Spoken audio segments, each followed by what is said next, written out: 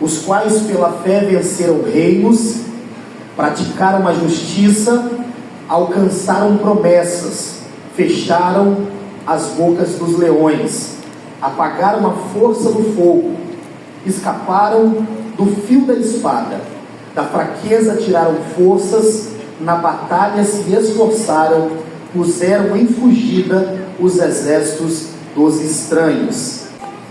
Vamos orar.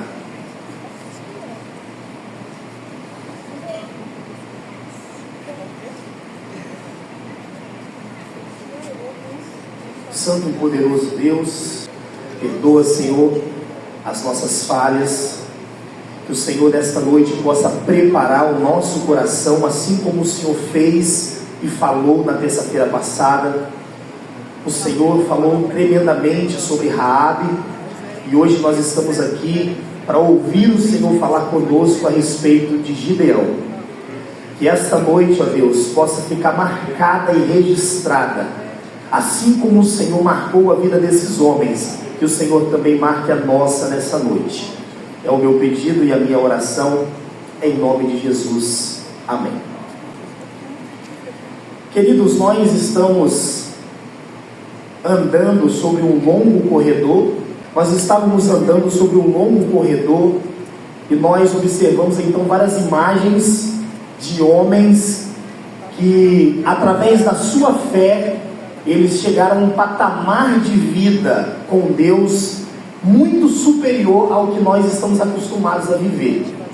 Não é eu que estou dizendo isso, a palavra diz lá no final do capítulo de número 11, homens dos quais o mundo não era digno. Imagina, o calibre dos homens. Nós falamos na terça-feira passada sobre Raabe, que entrou na galeria dos heróis da fé, sendo quem ela era, uma meretriz, uma prostituta, e mesmo assim ela entrou nas exposições e naquelas galerias. Mas agora no versículo de número 32, nós vamos observar que o escritor aqui, não é que ele está com pressa, mas ele está dizendo que está faltando tempo para que ele pudesse então falar de cada um desses personagens como ele gostaria. Qual que foi o propósito do capítulo de número 11, do capítulo de número 11 de Hebreus? Qual que foi o propósito?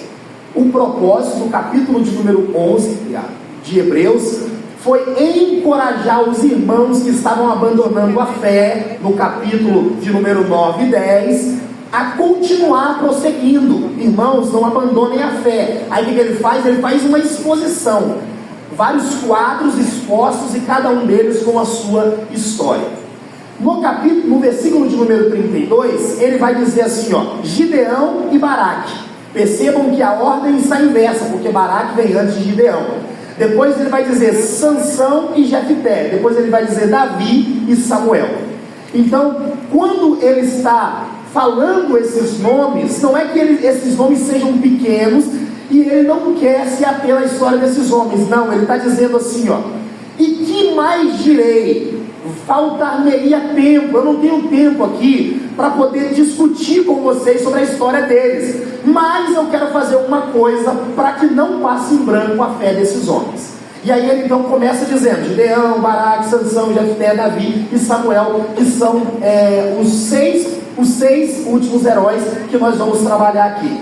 E aí então ele expõe sobre Gideão. Hoje nós vamos trabalhar um pouco do livro de Juízes, e vocês sabem muito bem que Deus havia chamado um homem chamado Moisés. Trabalhamos muito aqui a história dele. Depois da morte de Moisés, se levantou um sucessor, também trabalhamos a fé dele aqui, Josué, que através da fé dele, daquele povo, as muralhas vieram ao chão. E depois da morte de Josué, se levanta um período negro em Israel.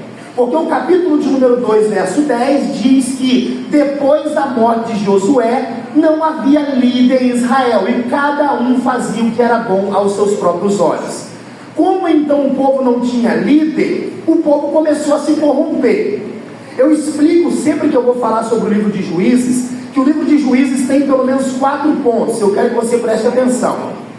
O livro de Juízes se resume assim: primeiro, os filhos de Israel fazem o que parece mal aos olhos do Senhor. os filhos de Israel pecam contra o Senhor. Quando os filhos de Israel pecam contra o Senhor, Deus levanta inimigos fortalece seus inimigos para massacrar o seu próprio povo. Esse é o segundo ponto. Terceiro, quando o povo se vê em angústia, porque Deus levantou inimigos para massacrar o seu próprio povo, porque o povo estava em rebeldia, o quarto ponto é que o povo então grita e pede a Deus súplica. Então os 4 pontos que resumem o livro de Juízes: primeiro, apostasia, eles se desviam da fé. Segundo, servidão, Deus levanta inimigos para que o seu povo comece a ser escravo, para que eles se voltem para Deus. Terceiro, súplica, o povo se vendo em grande angústia, eles clamam ao Senhor. Quando eles clamam ao Senhor, Deus então manda salvação através de um juiz. E assim acontece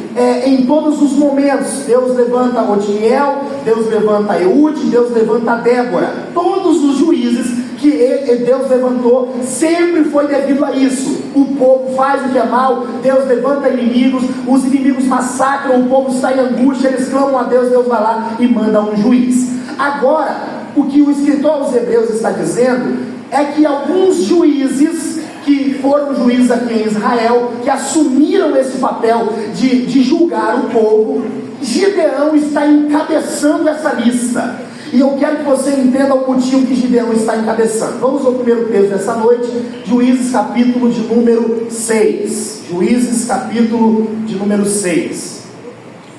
Coloca aí por gentileza. Vou tentar abrir aqui também. Juízes capítulo de número 6.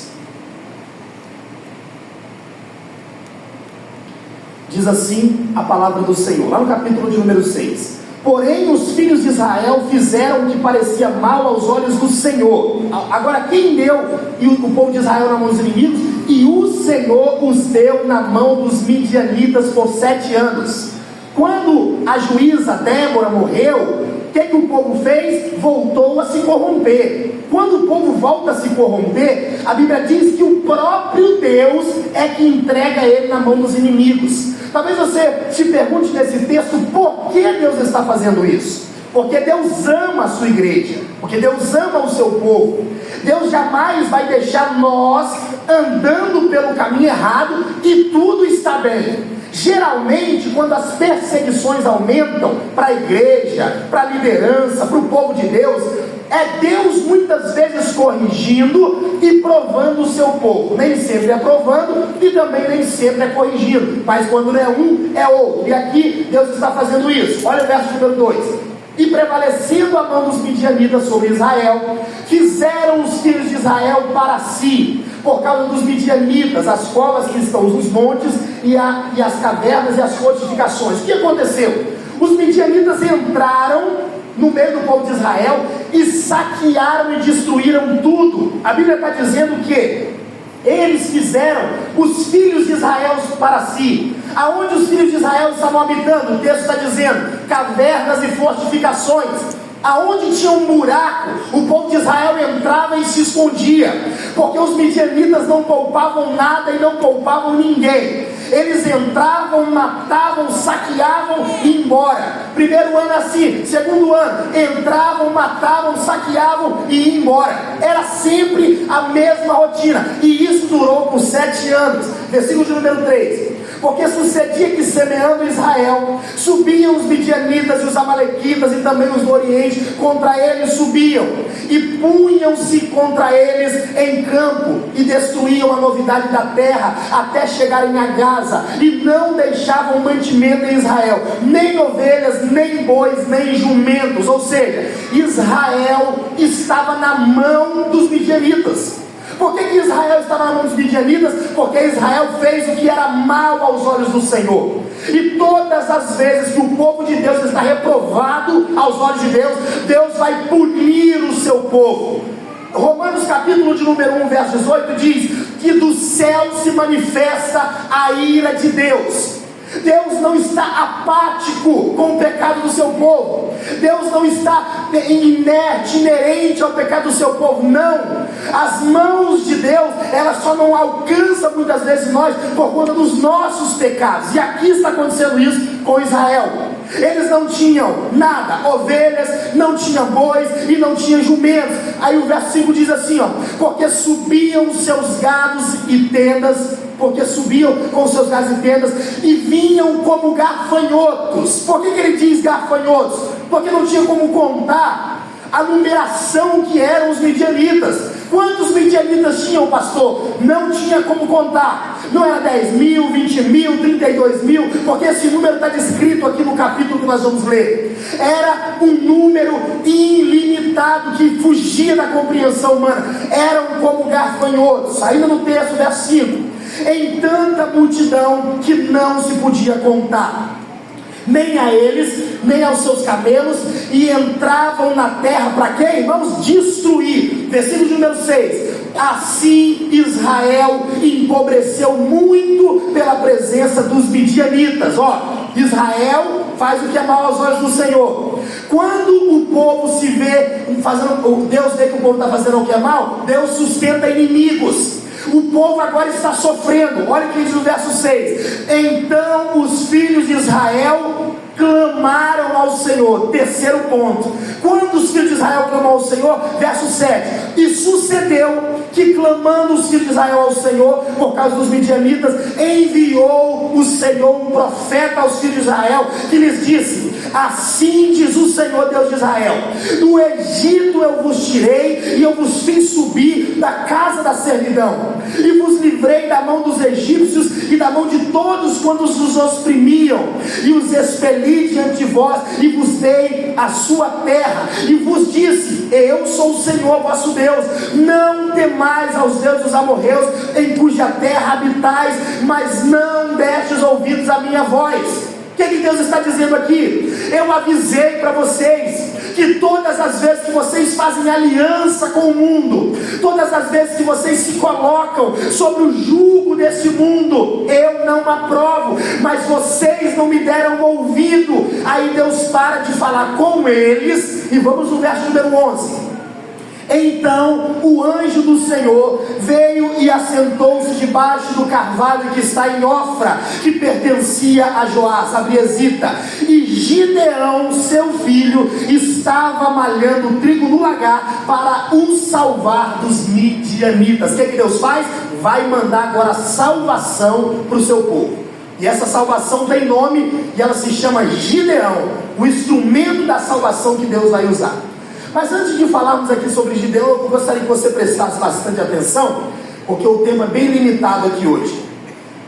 Quem foi Gideão? O texto está dizendo aqui, ele pertencia, carvalho de Steinhoff, que pertencia a Joás, a Biezita, e Gideão, seu filho, estava malhando trigo no lagar. Gideão estava malhando trigo no lagar, porque se ele malhasse trigo em lugar aberto, o que acontecia? Os midianitas destruíam e acabavam com tudo.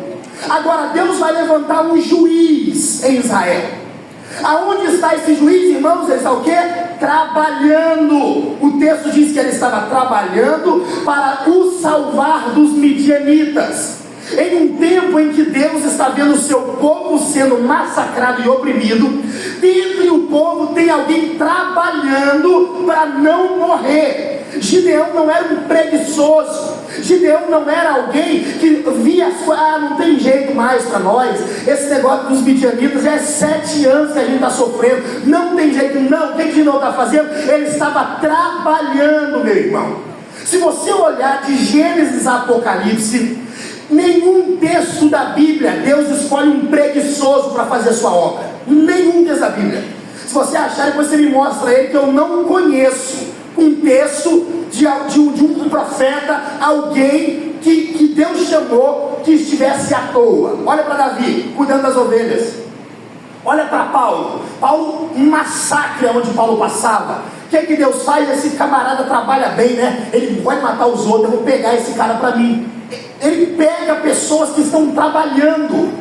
E Gideão aqui é a mesma coisa, porque às vezes nós gostamos assim: nossa, eu queria tanto ser usado por Deus. O cara acorda meio-dia, dorme 3 horas da manhã, um preguiçoso, liga a televisão com o pé, desliga com o outro pé, não faz nada, e Deus vai me usar. Deus não usa preguiçoso, Ele usa quem trabalha na sua obra, Ele usa quem arregaça as mangas da sua camisa e diz: eu estou aqui para sofrer pela obra, eu estou aqui para trabalhar. Gideão está malhando o trigo no lagar, e ele diz assim, para o salvar dos midianitas. Ainda no texto, aí versículo de número 12: então o anjo do Senhor lhe apareceu e disse: o Senhor é contigo, varão valoroso. Por que ele disse isso para Gideão? Porque Gideão estava trabalhando, meu irmão. O texto diz que o Senhor foi que disse para ele. Aqui está acontecendo uma palavrinha bem teológica chamada teofania, aonde um anjo do Senhor fala e aquele anjo representa o próprio Deus. Deus está dizendo para Gideão: eu sou contigo, Gideão, o Senhor é contigo, varão valoroso. Deus disse isso para Gideão porque Gideão era uma pessoa que estava ativa, uma pessoa que estava trabalhando. Verso número 13: mas Gideão lhe respondeu: ai, Senhor meu, se o Senhor é conosco, por que tudo isso nos sobreveio? Ele diz assim, e que é feito de todas as suas maravilhas que nossos pais nos contaram, dizendo: não nos fez o Senhor subir do Egito, porém agora nos desamparou e nos deu na mão dos midianitas. Gideão, ele tem uma coisa com ele, de que se ele fazia parte do povo de Deus, ele não podia sofrer. E algumas pessoas têm a mesma síndrome de Gideão: se eu estou na igreja servindo a Deus, não pode acontecer nada comigo. Se o carro quebrar, é motivo para ele se desviar. Se perder o emprego, se uma porta fechar, se o filho ficar doente, ele já fica irritado e enfurecido. Gideão é a mesma coisa. Como é que é? O Deus é comigo? Se Deus fosse comigo, o nosso povo não estaria sofrendo como eles estão sofrendo.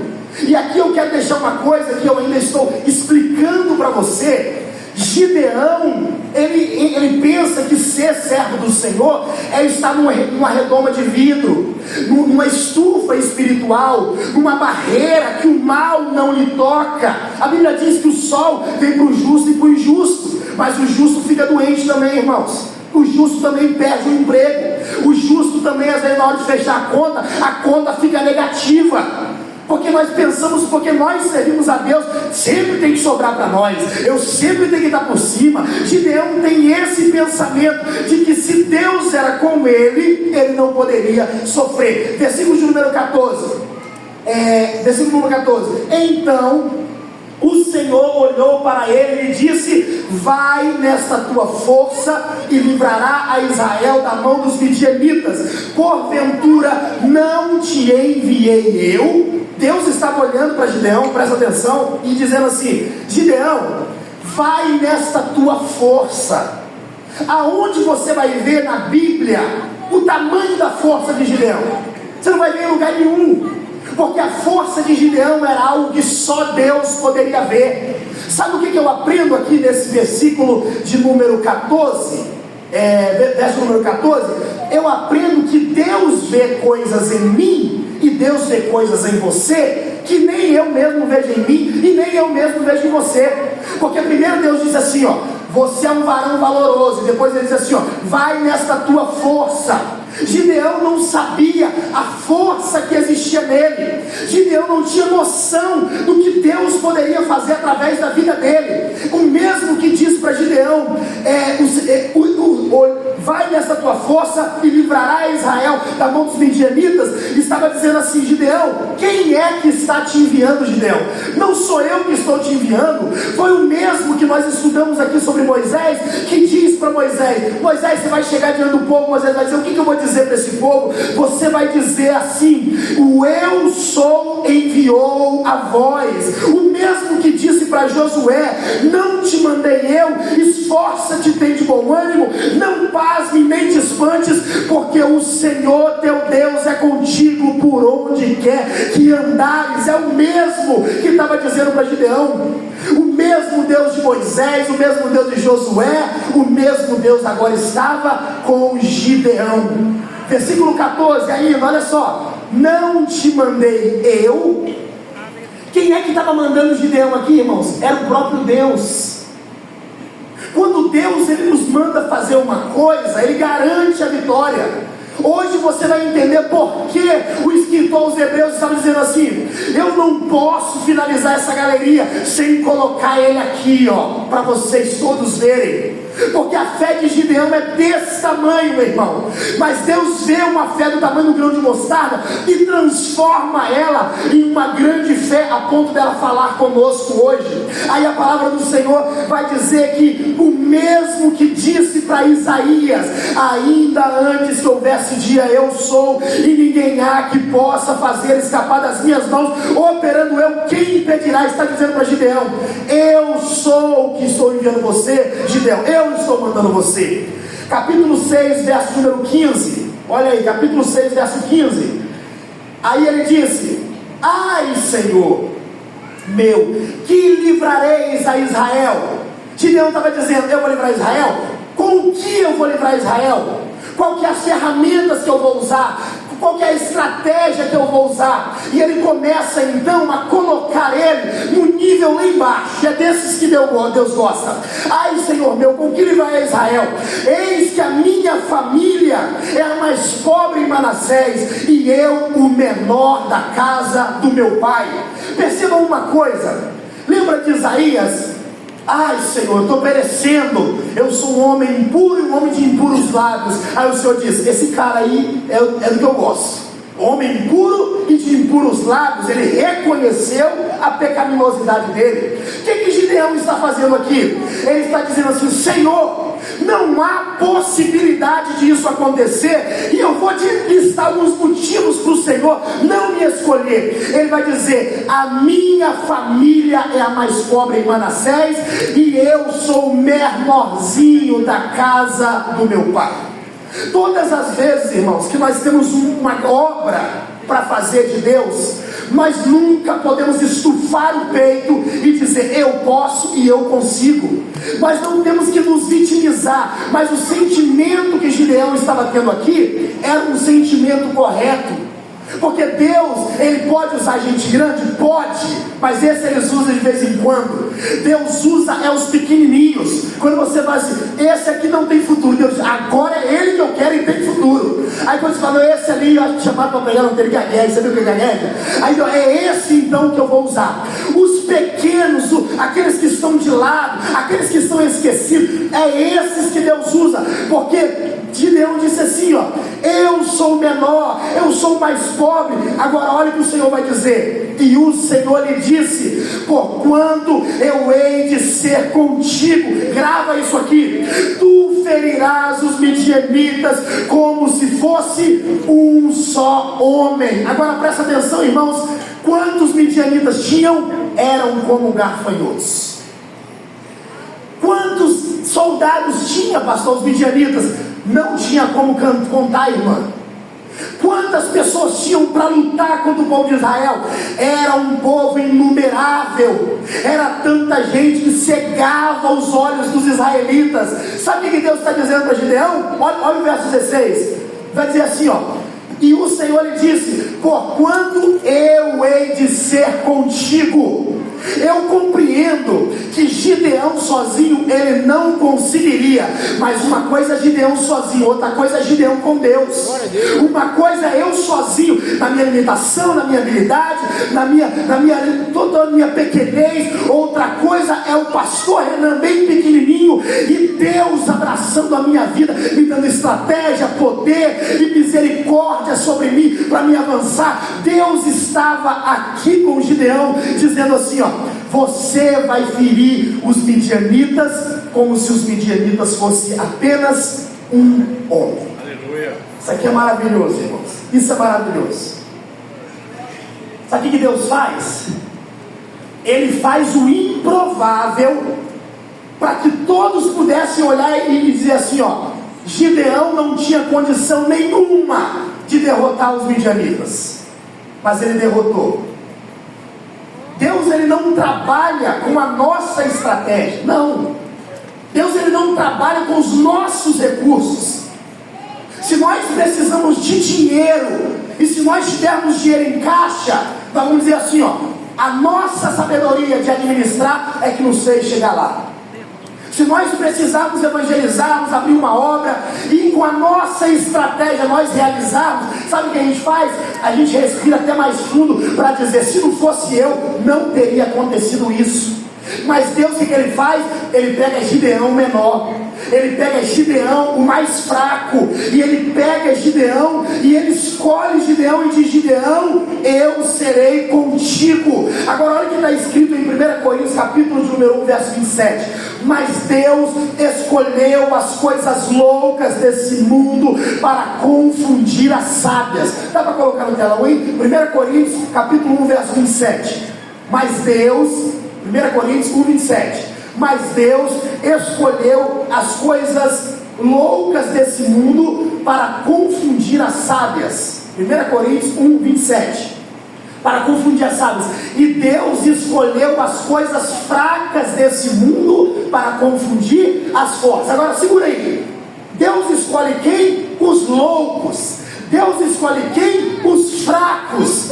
Irmãos, isso aqui é questão de raciocínio. Se eu vou montar um time, eu vou só escolher camisa 10. Se eu vou fazer uma equipe, eu vou escolher só os melhores. Mas olha como que Deus escolhe os dele. Deus escolhe os loucos e Deus escolhe os fracos. Para que ele escolhe os loucos? Para que aquele que se acha sábio, ele possa aprender com o louco. E a Bíblia está dizendo que aquele que é fraco, o mundo possa olhar para ele e dizer: rapaz, ele com toda essa fraqueza dele, está bagunçando a nossa sabedoria. Versículo de número 28, passa aí. E Deus escolheu as coisas vis desse mundo e as desprezíveis que não são, para aniquilar as que são. Verso 29. Para que nenhuma carne se glorie perante ele. Vamos ser sinceros. Deus poderia escolher juízes seculares para pastorear a igreja. Deus poderia escolher médicos para pastorear a igreja. Mas tem juiz, e eu não estou tirando o mérito dele de estudar, eu não estou tirando o mérito dele de se debruçar sobre um livro. Tem juiz que não tem a capacidade de fazer o que um pastor que não tem dente na boca, de que não estudou nem a 5ª série, ele não tem capacidade para fazer. E por que ele não tem? Porque a Bíblia está dizendo: para que ninguém bata no seu peito e diga: aqui está assim, porque eu estou administrando. Não. As coisas acontecem para que seja ele, seja o outro, todos possam dizer: realmente Deus é nesse lugar, porque humanamente não havia possibilidade. Vamos seguir. A Bíblia diz que Gideão, ele foi convocado por Deus. Capítulo 6, verso 25. Vou voar a hora hoje. Capítulo 6, verso 25. Deus dá uma missão para Gideão. Juízes 6, 25. E aconteceu que naquela mesma noite, que o Senhor lhe disse: toma o boi de teu pai, porque a casa de Gideão era uma casa idólatra, o pai dele era idólatra, a saber, o segundo boi de 7 anos, e derriba o altar de Baal, que é de teu pai, e corta o bosque que está ao pé dele. Deus vai chamar Gideão para uma grande batalha, para uma grande guerra. Mas antes disso, Gideão precisava colocar a sua casa em ordem, porque estava uma bagunça. Eu percebo nesse texto que Deus não nos quer de qualquer maneira. Eu percebo através da vida de Gideão que Deus não quer a qualquer custo e a preço de tudo que você sirva a Ele. Deus poderia ter pegado Gideão, pegou Gideão e jogou ele lá no fogo cruzado. Não, Deus disse: Gideão, vai na sua casa, vai lá e derruba o boi de teu pai, que tem um altar lá consagrado a ele. E eu não quero isso. Deixa eu falar umas coisas aqui para vocês. 3 coisas eu vou falar. Primeiro, Deus, ele está mais preocupado com quem você é do que aquilo que você faz. Tem gente que passa por cima de tudo e de todos. Ele não está preocupado com a família dele, ele não está preocupado com o serviço dele. Para ele é só igreja, é trabalhar, é isso e aquilo. E isso não é um pensamento saudável para alguém que está trabalhando. Em segundo lugar, Você jamais pode colocar as mãos na obra de Deus se dentro da sua casa está uma bagunça e uma desordem. A primeira coisa que você precisa fazer para que você faça a obra de Deus é colocar ordem na sua casa. Você lembra que Deus disse para Ezequias? Põe a tua casa em ordem, porque você vai morrer, você não vai viver, e eu preciso que você ponha a tua casa em ordem. O que Paulo disse para Timóteo? Se alguém ele não tem cuidado dos seus, ele é pior do que o infiel. Ele consegue ser pior, porque ele precisa dar valor aos de casa. Agora, vamos analisar os obreiros dessa igreja e das outras igrejas. Analise os líderes dessa igreja e das outras igrejas que você conhece. Você vai perceber uma coisa está ligada à outra. A casa dele é uma bagunça. Se eu não acerto a minha casa, eu não tenho moral para subir aqui para disciplinar você, meu irmão. Se a minha casa é uma desordem, eu não tenho condições de vir aqui querer botar o dedo na sua cara e dizer: arrependa-se do seu pecado. A primeira coisa que eu preciso fazer é colocar a minha casa em ordem. Agora eu vou ministrar, eu vou cantar sobre a sua vida, sendo que a minha vida está uma bagunça. É impossível isso. Deus estava dizendo: Gideão, veja bem, rapaz, eu vou fazer o seu braço dar um soco nos midianitas e eles vão cair como se fosse um só homem.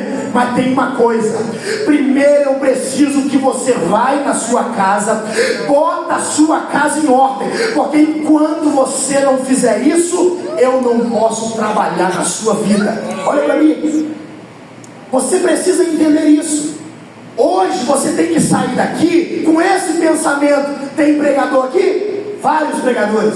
Tem cantores aqui? Vários cantores. Tem gente aqui que gosta de evangelizar? Várias pessoas. Mas você não pode pregar se a sua casa está uma bagunça. Você não pode cantar, usar o altar, o microfone da casa do Senhor para ministrar sobre uma vida, sendo que a sua família ela não está ministrada. Qual que é o conselho que Deus está dando para Gideão? Eu vou te dar uma oportunidade. Você vai botar a tua casa em ordem. Você chega lá e arranca a cabeça de Baal, e depois a gente vai conversar. O que Gideão faz?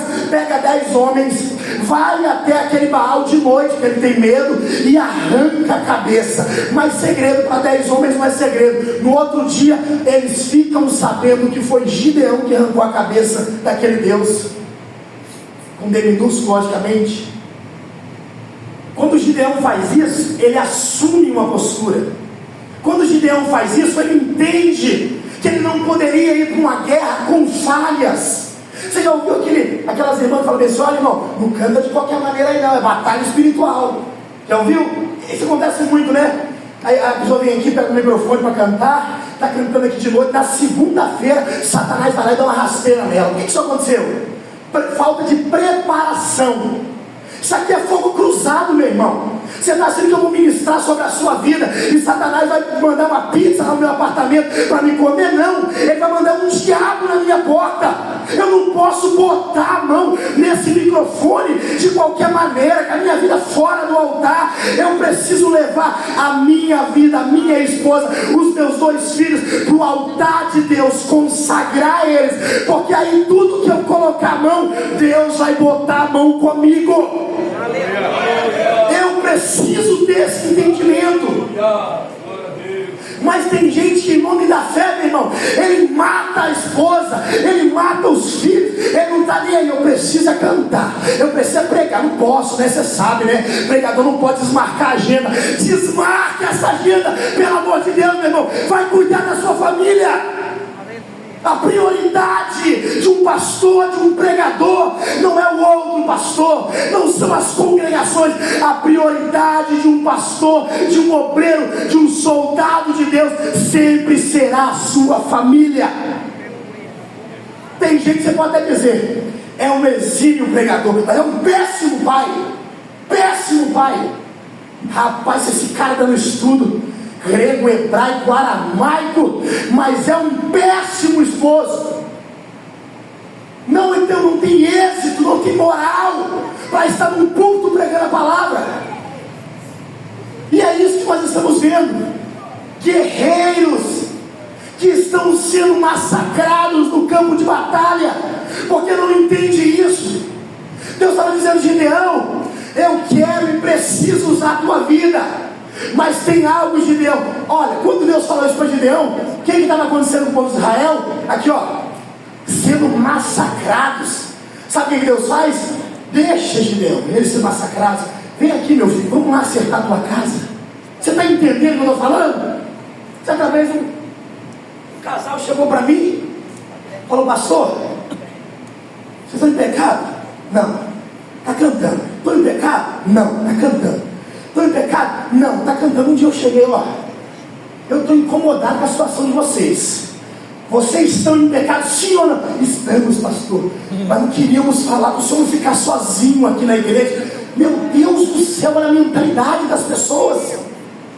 Em nome da fé, vale estar em pecado, não está cantando. Em nome da fé, vale não, porque não tem, né? Tem obreiro, então eu vou assim mesmo em adultério, em pecado. Eu bebi, mas quem que tem beber, né? Não tem gente nem que não quer beber, eu bebo, vou. Em nome da fé, é o cúmulo do absurdo, meu irmão.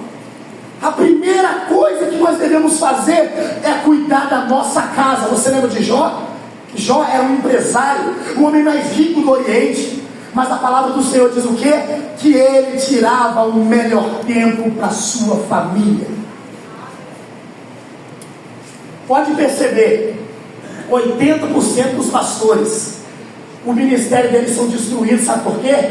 Satanás conseguiu entrar no casamento, na esposa, na forma que ele lidar com as coisas. Nessa noite eu quero que você grave isso aqui. Você tem que cuidar da sua vida, da sua família.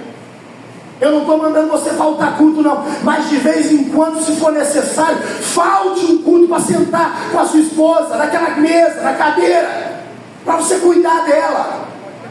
Porque daqui a pouco eu saio daqui, os obreiros saem daqui, vem outra leva de pessoas, e você está aí sem família, sem esposa.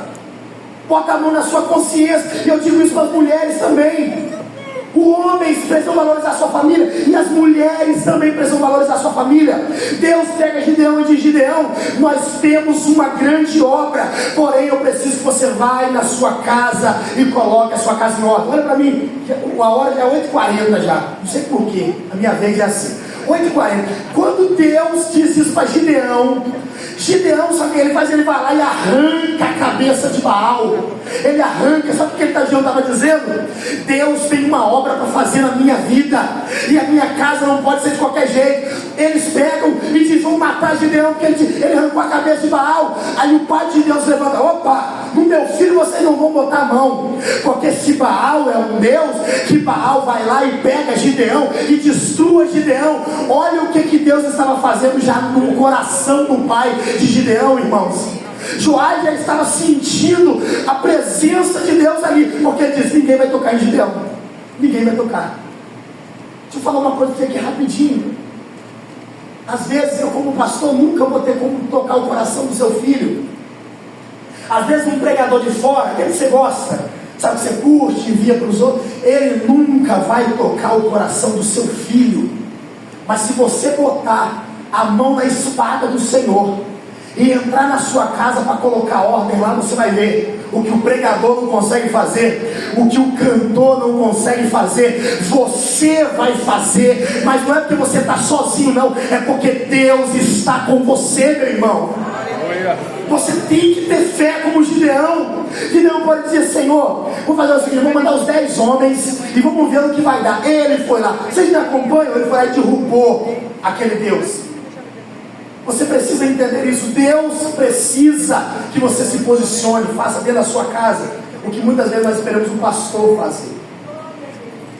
Josué se posicionou dizendo: porém eu e a minha casa serviremos ao Senhor. Neemias disse, quando ele estava em aperto, ele disse: não temais, lembrai-vos do Senhor grande e terrível, e pelejai pelos vossos irmãos, pelos vossos filhos, vossas mulheres e vossas casas. Gideão agora passou no teste, mas Gideão ainda é temeroso. Olha lá o verso 36, capítulo 6, 36. Olha o que Gideão faz.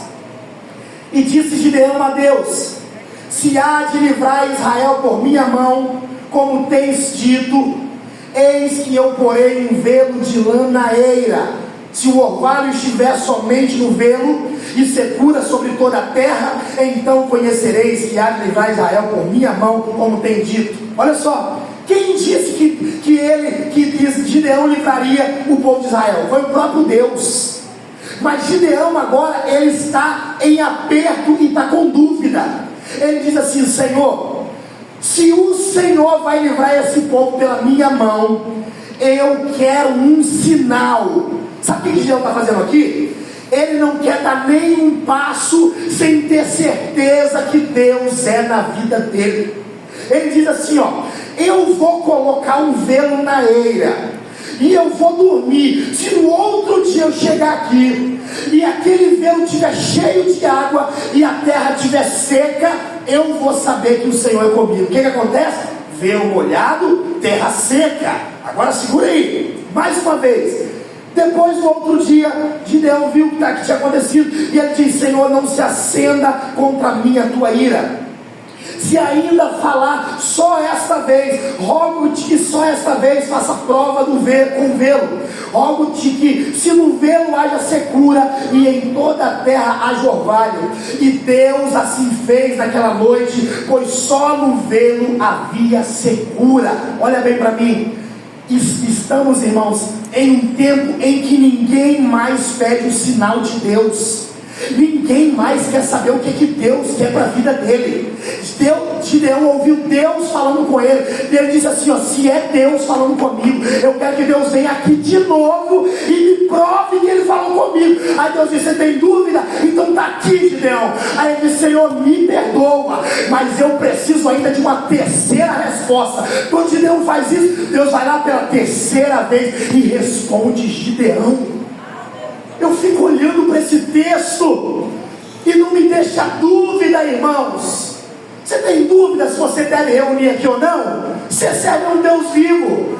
Pastor, não sei se eu devo reunir aqui. Peça a confirmação a Deus. Deus vai botar um profeta com um dedo na sua cara e dizer: meu filho, já foi o seu tempo aqui. Ele vai te mostrar a próxima igreja, a cor da parede, o seu novo pastor. Agora eu vou dizer uma coisa para você: nunca arrede o pé nem daqui e nem de qualquer igreja, se Deus não falar com você, se Deus não dizer para você.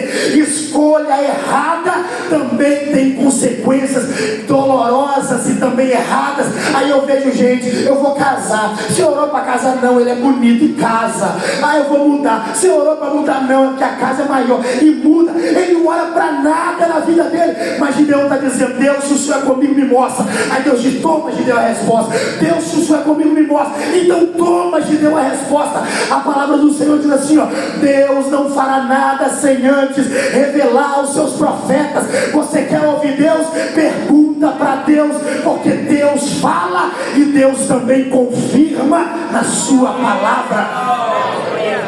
Agora você não ora. Agora você sai metendo os pés pela mão, chuta o pau da barraca e depois você vai vir aqui para Deus dizer: por que está acontecendo comigo? É claro que está acontecendo com você. Você não ora para se mudar, você não ora para sair de uma igreja, você não ora para investir, compra, faz tudo na sua vida, menos orar. Gideão está nos mostrando que Deus é Deus que confirma, irmãos. Você tem dúvida disso?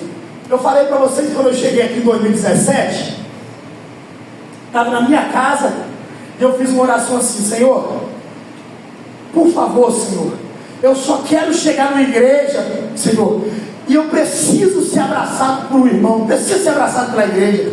Quando eu cheguei aqui dentro, quem me abraçou? O Oséias. Me deu um abraço aqui, cabelo branco, tá aí não, né? Me deu um abraço, tá ali, Oséias, me abraçou. Resposta de Deus. Você tem dúvida que Deus fala? Você tem dúvida que Deus ainda é o mesmo? Elias falou: Senhor, eu quero fogo. Deus: você quer fogo? Então chega para trás. Você quer fogo? Então toma fogo, Elias. O que você quer, meu irmão? Que Deus te responda. Elias falou: Senhor, agora eu quero que não chove. Elias: então tá, você quer que não chove? Então pode ficar tranquilo, irmão. Mas agora você tem que se mudar, hein? Porque não vai chover segundo a sua palavra. Deus, Ele é Deus que Ele responde. Deus responde a oração. A Bíblia diz que aquele que pede, Ele recebe. Você quer a resposta de Deus? Você quer uma orientação de Deus para a sua vida? O caminho é isso aqui, ó. Joelhinho dobrado no chão. Clamas a mim e responder-te-ei coisas grandes e firmes que ainda não. Se você não sabe, você não tem que perguntar para mim, você não tem que perguntar para o pastor, você tem que perguntar para o dono da resposta. Quem é o dono da resposta? É Deus. Clama a Ele e Ele vai te responder coisas grandes e firmes que ainda não sabes. É para Ele que você tem que perguntar. Bora para a guerra, capítulo 7. Júlia, capítulo 7, 8h40. Então Jerubal, o nome dele também era Jerubal, que é Gideão, depois que ele derrubou o Baal lá, se levantou de madrugada, e todo o povo que com ele havia se acamparam junto à fonte de Harote, de maneira que tinha o arraial dos midianitas a norte, pelo outeiro de Moré no vale. Verso 2. E disse o Senhor a Gideão: muito é o povo que está contigo, para eu dar os midianitas em sua mão, a fim de que Israel não se glorie contra mim, dizendo: a minha mão me livrou. Quantos soldados tem aqui? 32.000 soldados. Aqui nós temos o número, estou acabando já, a hora já foi. Aqui nós temos o número, 32.000. Quantos soldados tinham os midianitas? Era como gafanhoto, não dava para saber. Aí Deus está olhando para a equipe de Gideão. E sabe o que Deus viu aqui? Deus viu uma coisa aqui que nós muitas vezes não temos como ver: coração do homem. Deus olhou e disse assim: Gideão, você convocou um povo aí, né? Você tocou uma buzina, 32.000, né? Só homem valente, o peito estufado, os caras com bração. Eles estão doidos para matar um, cortar o pescoço de um, né, Gideão? Mas vou dizer uma coisa para você: tem muita gente aí, Gideão. Agora eu vou falar para você, olha o tamanho da guerra que eles iam enfrentar. A guerra que eles iam enfrentar era uma guerra que cabeças iriam rolar. Olha o que Deus diz para eles no verso 3. Coloca aí o verso 3. Juízes 7:3. Agora a coisa pregoa aos ouvidos do povo, dizendo: quem for covarde e medroso, que volte e vá-se apressadamente. Não vai devagar não, volta correndo das montanhas de Gileade. Vou falar uma coisa para vocês aqui, vocês vão observar isso com o tempo. Geralmente esses caras mais doidos do mundo aí, é esses que Deus gosta. Você vê um cara gerenciando a boca, não sei o que, não pagou ele, vai lá e mata. Aí o outro aqui vai lá e passa o céu. Eu falo: rapaz, esse cara aí, estou precisando de um doido desse aqui na igreja. Estou precisando dele. Que tem gente que é covarde, tem medo de demônio, tem medo de pregoar a palavra de Deus. Não, pastor, não bota o dedo em ninguém, não bota o dedo em ninguém, não. Como assim? Olha os profetas da Bíblia. Todos os profetas da Bíblia, nenhum deles se acovardaram. Mas tem gente que se acovarda. E Deus sabia que tinha gente aqui que era medroso e covarde. Você lembra de João Batista? João Batista, meu irmão, ele estava pregando contra Herodes. Ele olhou para Herodes e disse assim: ó, Herodes, olha bem para o meu olho aqui, não é lícito possuir a mulher do seu irmão. O que custou para João Batista? A cabeça de João Batista. Mas ele era um corajoso. Ele morreu como homem de Deus. Todos que falarem de João Batista vão ter que dizer: João Batista não era um eco, João Batista era uma voz que clama no deserto. Mas a coragem dele levou a ele nesse nível. Agora, a gente tem um bando de medroso, meu irmão, fazendo a obra de Deus. E aqui, ó, é a mesma coisa.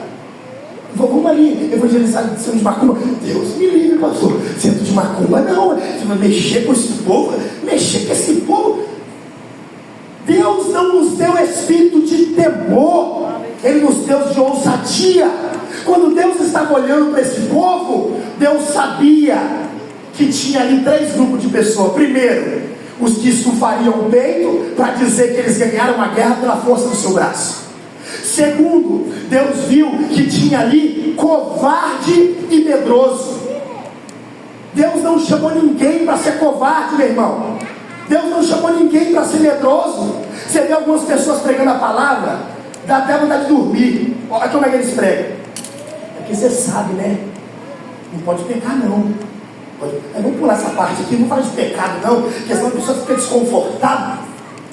Medroso e covarde. Pega um profeta da Bíblia, pega aí, aleatoriamente, um profeta da Bíblia que não confrontou o povo do seu pecado. Pega aí. Você não vai achar. É diferente. Ezequiel 33, filho do homem, se eu disser ao pecador que ele vai morrer, e você sabendo disso não adverte ele, o sangue dele eu vou cobrar de você quando ele morrer. O que Deus está querendo ali? Pessoas com coragem. Olha para mim, eu vou finalizar já, eu acho.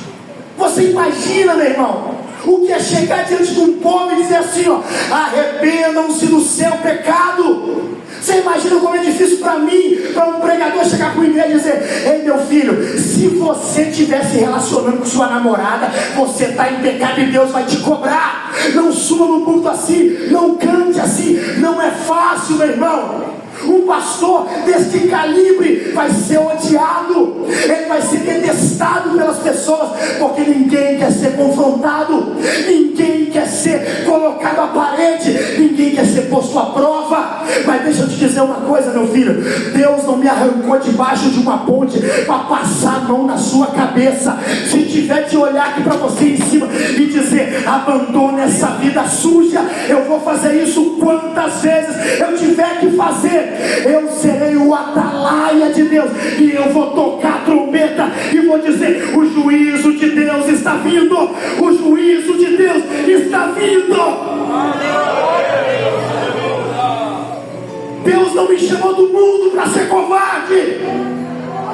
Eu já tive arma apontada para minha cara 2 vezes, meu irmão. Se você juntar sua família para me pegar na porta da igreja, para mim vai ser 3 livramentos, porque eu já tive 2, e Deus vai te cegar, e eu vou passar no meio de vocês, e ninguém vai me ver. Eu sou profeta de Deus. Os medrosos, os covardes, pode rachar fora. Você tem medo de pregar? Vai cantar no coral, rapaz. Vai tomar conta das crianças. Pregação não é para covarde, não. Pregação é para quem tem coragem de botar o dedo na cara de um juiz, de um médico, de uma prostituta, de um traficante, e pregar a palavra para ele. Os medrosos, os covardes, bora. Outra coisa pra você fazer, você querendo pregar a palavra de Deus, você tem que ter jeitinho para falar de pecado. Não, pastor, é porque senão as famílias vão embora. Meu Deus do céu, olha o nível que nós estamos chegando. Nós temos que dar um jeitinho, porque senão a família vai embora. Ei, se o secretário não fizer a tua carta, eu faço para você. Vamos lá no gabinete, a porta está aberta, mas agora eu quero que você vá embora, e depois você volte aqui e me diga para mim quem foi o pastor que teve coragem de colocar você no seu lugar. Eu quero que você volte aqui e me conte quem foi que teve coragem de dizer: você está errado, você tem que cuidar da sua família, sim. Você não pode botar a mão no microfone sem antes estar com a sua vida reta diante de Deus. Não, pastor, vai botando todo mundo aí, vai empurelando os obreiros, vai enchendo a galeria. Nunca vi isso na Bíblia. Covarde.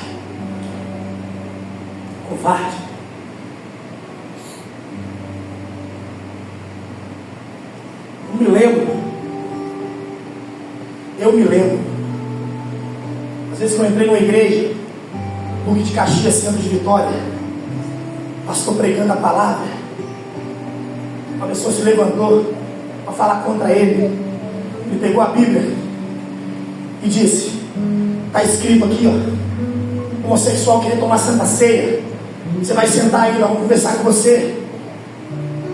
Você pode estar aqui com a gente, mas santa ceia você não pode tomar. A igreja está mais lotada do que isso aqui. Eu falei: rapaz, eu quero ser igual a esse cara. Eu quero ter coragem desse cara. Vou falar para você como pregador. Você acha que não é bom acabar o culto e alguém, nossa pastor, que bênção, hein? Que rosinha maravilhosa que o Senhor deu para nós. Ai, que pastor amoroso, nossa, que lindo. Aí vai todo mundo para o inferno, eu segurar na sua perna, você na mão, todo mundo queimar lá. Que proveito tem isso? Por mais que você não goste do meu jeito, por mais que você não aceite, você precisa entender que eu não posso ser medroso e covarde. Acerta a tua vida, tua família. Para de cantar, de pregar, de aceitar a agenda. Se você não está com a vida certa diante de Deus, Deus está dizendo para Gideão: Gideão, todos os medrosos e covardes podem ir embora, pode ir, racha fora. A Bíblia diz que foram 22 mil, mais a metade. Sabe qual que é a realidade? É que se você dá o microfone para certas pessoas, pega aqui sobre pecado, você acha que ele vai ter coragem de falar sobre pecado? Claro que ele não vai. A maioria dos pregadores não querem se indispor com a igreja. A maioria dos pregadores querem acabar um culto como esse e ir comer uma pizza com os membros da igreja. Ninguém quer ficar mal na história, ninguém quer se indispor. Mas medroso e covarde, Deus diz: pode ir, não tem problema. 10 mil ficaram. Vamos lá? 10 minutos. E disse o Senhor Gideão: ainda muito povo há. Eu imagino o Gideão aqui: Senhor, você não vai parar de tirar, não? Agora ele não disse que é medroso e covarde. Agora ele só vai dizer que não tem gente que vigia. 9.700 aqui não vigia. E ali, é ali que os prostrarei, e será que aquele de que eu te disser, este irá contigo, este contigo irá. Porém todo aquele de que eu te disser, este não irá contigo, este não irá. Me acompanha rapidinho, senão não vai dar tempo. E fez descer o povo as águas. Então o Senhor disse a Gideão: qualquer que lamber as águas com a língua, como as lambe o cão, esse porá a parte, como também a todo aquele que te abaixar de joelhos a beber. Verso 6. E foi o número dos que lamberam, levando a mão à boca, 300 homens. E todo o resto do povo se baixou de joelhos a beber as águas. Verso 7. E disse o Senhor a Gideão: com este 300 homens, presta atenção, que lamberam as águas, vos livrarei, e darei os midianitas na tua mão, pelo que toda a outra gente se vá cada um ao seu lugar. Verso 8. E o povo tomou na sua mão provisão, buzinas, e ele os enviou aos outros homens de Israel, cada um a sua tenda. Porém os 300 homens reteve, Gideão pegou eles, e estavam no arraial dos midianitas, abaixo do vale. Verso 9. E sucedeu que naquela mesma noite o Senhor sondou o coração de Gideão e disse: levanta-te e desce ao arraial, porque eu tenho dado na sua mão, Gideão. Verso 10. E se ainda temes descer, é claro que ele temia. Os midianitas eram como gafanhotos, meu irmão. E agora ele só tem 300 soldadinhos de papel, com a linguagem humana. Ele só tem 300 homens contra um exército poderoso. Aí Deus diz para ele: Gideão, você está com medo de descer? Pega o seu moço pura, desce ao arraial, e eu vou te mostrar uma coisa. Gideão pegou o moço pura, eles abaixaram. Vamos ficar vigiando aqui. Rapaz, tem muita gente, né? Tem gente. Mas Deus falou para a gente vir aqui, nós estamos aqui. E eles estão olhando. De repente, um soldado conversando com o outro falou: rapaz, eu tive um sonho nessa noite. Aí você teve um sonho? Conta para mim sonho, porque sonho é coisa boa. Eu sonhei que um pão de cevada descia e batia na tenda dos midianitas e derrubava. O outro disse assim: ó, isso não é outra coisa senão a espada de Gideão, o filho de Joás. Quando Gideão ouviu aquilo, a Bíblia diz que ele se encheu de coragem, pegou 300 homens, e quando ele estava vendo aquele exército de midianitas, ele disse: vocês vão segurar os cântaros, vocês vão segurar as tochas e as buzinas. Quando eu der o sinal, vocês quebram o cântaro, levanta a buzina, levanta a tocha e toca a buzina, e vocês vão gritar: pelo Senhor e Gideão. Vamos ensaiar: pelo Senhor e Gideão. Entendi, Gideão. Gideão disse: 1, 2, 3. Quando eles quebraram o cântaro, quando eles levantaram as tochas e tocaram a buzina. A Bíblia diz que o exército dos midianitas, desesperados, pensaram: está vindo um exército do Deus poderoso e vai acabar com a gente. Eles começaram a se matar, eles começaram a correr e a fugir, mas não era um exército, era 300 homens com tochas, 300 homens com cântaros e 300 homens com buzina, gritando: pelo Senhor e Gideão, é pelo Senhor e Gideão. Aleluia. Coloca aí, capítulo de número 7, verso 13. Olha que coisa linda, 7, 13. Chegando, pois, Gideão, eis que estava contando um homem um sonho ao outro, e dizia: eis que um sonho sonhei, e eis que um pão de cevada torrado batia nos midianitas, e chegavam até a tenda. Olha só, e caíram, e os transtornou de cima para... Gideão não tinha recurso embaixo, mas botou a sua fé em ação. Deus mandou o recurso de cima. Gideão usou sua fé e eles foram abatidos de cima para... Isso aqui é fé, meu irmão. Isso aqui é fé. Lembra de Davi? Tem um doido gritando: eu quero um homem, eu quero um homem, eu quero um homem. Davi olhou assim: quem é esse incircunciso para afrontar o Deus vivo? Você está vindo a mim com espada e com lança, mas eu estou indo até você em nome do Deus vivo. E Davi botou aquele gigante para comer terra, e não foi a pedra não, e não foi a funda não, foi a fé de Davi que derrubou aquele gigante. Olha o tamanho da fé de Gideão. A Bíblia diz que as armas da nossa milícia não são carnais. Olha para mim, vamos finalizar. Você está tentando do jeito errado. Se você disser: pastor, eu não tenho mais controle sobre o meu filho. Pastor, eu não tenho mais controle financeiro. Pastor, eu não tenho mais controle espiritual. Deus está dizendo nessa noite: saia de cena, deixa eu tomar a rédea, porque o meu recurso não será de baixo para cima, o meu recurso será de cima para baixo. Você não pode, mas eu farei em meu nome, e eles terão que dizer: em nome do Senhor, e em nome do pastor, em nome do Senhor e em nome do Jair, porque Deus será com você, meu irmão. As armas da nossa milícia não são carnais, mas elas são poderosas em Deus para a destruição de fortaleza. A gente ir embora, um exército. Coloca lá, versículo de número 22. Bota 21, 7, 21. E ficou-se cada um no seu lugar em redor do arraial. Então o exército todo, e todo o exército deitou a correr, e gritando fugiram. Verso 22. Tocando, pois, os 300 homenzinhos as buzinas, o Senhor tornou a espada de um contra o outro.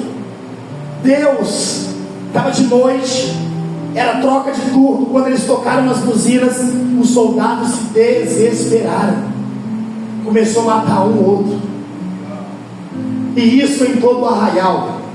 E o exército fugiu para Zerera, até Betsita, até os limites de Abel-Meolá, acima de Tabate. Um exército como um gafanhoto, fugindo de homens com buzinas e com canos. De tudo que eu falei aqui, guarda isso, por favor. Cadê o teu cântaro? Cadê a tua buzina? Cadê a sua tocha? Se eu perguntasse para você: cadê o seu dinheiro? Eu tenho no Banco do Brasil, no Cicobi, Santander, Caixa Econômica. Eu não estou perguntando cadê o seu dinheiro. Eu estou perguntando: cadê o teu cântaro? Eu estou perguntando: cadê tua tocha? Cadê tua buzina? Sabe por que Deus não deixou os 32 mil ir para a guerra? Porque depois eles iam se gloriar. Qual que é a sua dificuldade? É emprego? É porta? O seu problema é que você está tentando o seu jeito.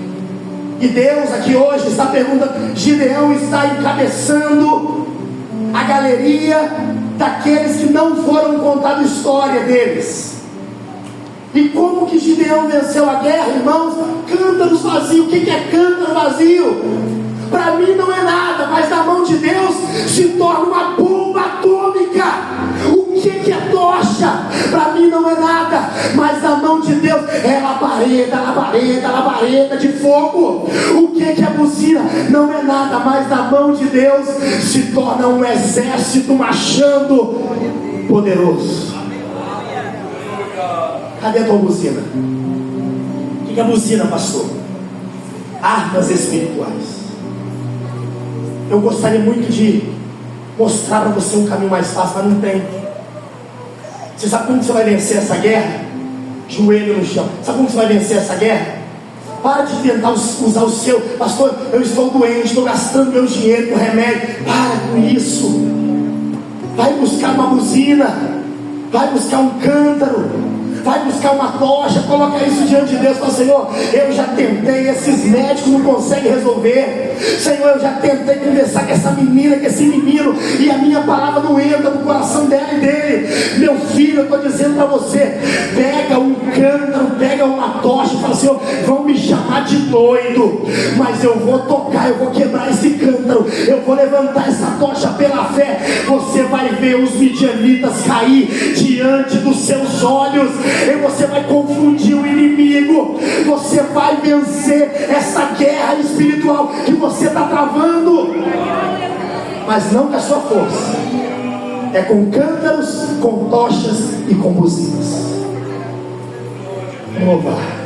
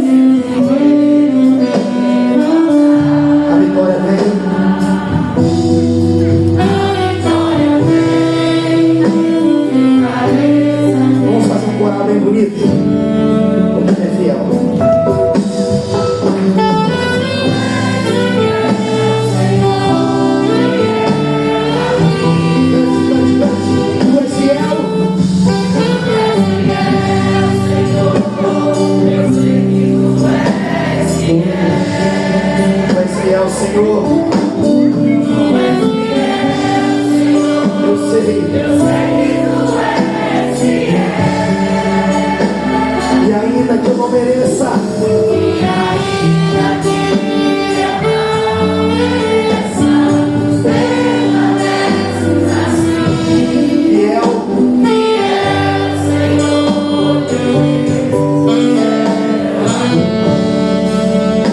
tu és fiel, Senhor. Eu sei que tu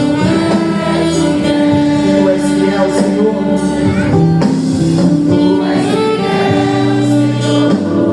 Eu sei que tu és fiel. E ainda que eu não mereça,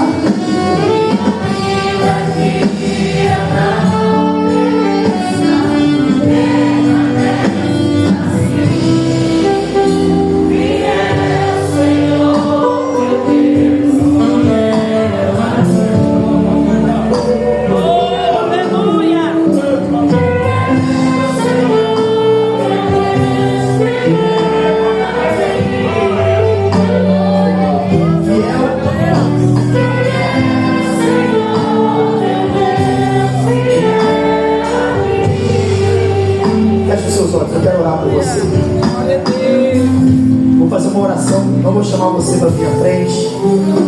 Feche seus olhos. Eu quero orar por você que hoje tem midianitas na sua frente.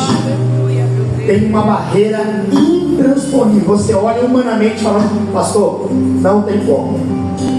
Eu estou perdendo a guerra. Eu estou sendo vencido. Eu estou sendo subjugado por essa dificuldade. Hoje eu quero convidar você a soltar as suas armas.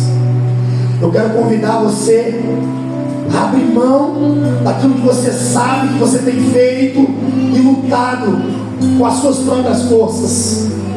Hoje eu quero convidar você a soltar as suas armas.